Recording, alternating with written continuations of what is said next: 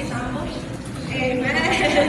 Praise the Lord. Amen. That we have really enjoyed the TOLT mga igsoon is the matter of the God of Jacob. First, he will describe, no? Kaya wala man siya kabalo. Gipili, yun siya mga igsoon. Him being chosen is not because he is worthy to be chosen, but he was chosen in love before the foundation of the world. In ana, mupili atong Diyos mga igsoon. Dili siya, in a sense, namili siya, pero dili siya mamili. Kana kung wala siya ipili o kung sa'yo pilion mga igsoon. Dili tuon, mabilidad ta, maayo ta, kanang naatay at unahan ta. Kung dili mo pili siya mga igsoon, tungod kinahigugma sa nato. Gani ang iyang pagkahigugma, just because. No reason at all. Praise the Lord that Jacob was really desperate for the birthright. Kaya tuwad desperate siya mga igsoon, God really did His best foot para to help Jacob mga igsoon. Now, really na-strike ko ba kay every Israel was once a broken Jacob.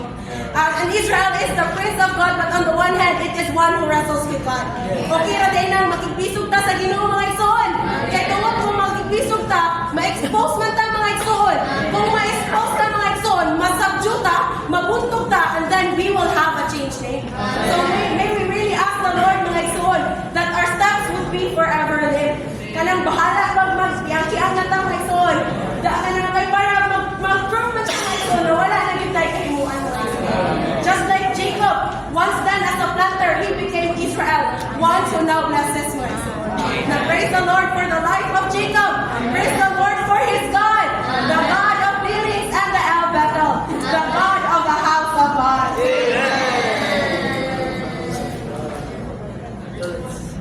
Amen. I really enjoyed about the life of Jacob mga igsoon. Sometimes God doesn't break us to hurt us, but He break us for us to be able to work with Him. Like Jacob, we wrestle with God, holding on our strength until we touch the one thing we depend on. When we are broken, we stop relying on ourselves and start depending on Him. So, sa training ba mga igsoon kay, doon ako nakita nga every circumstances God will deal us jud ay mga igsoon.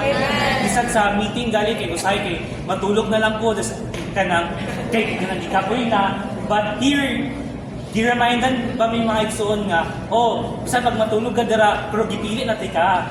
So kailangan bahala pag ingon pa siya dadto nga bisan pag daghan kay tribulation ng mahitabo sa imo pero in the end God will use you and will break you para magamit kaniya mga igsoon.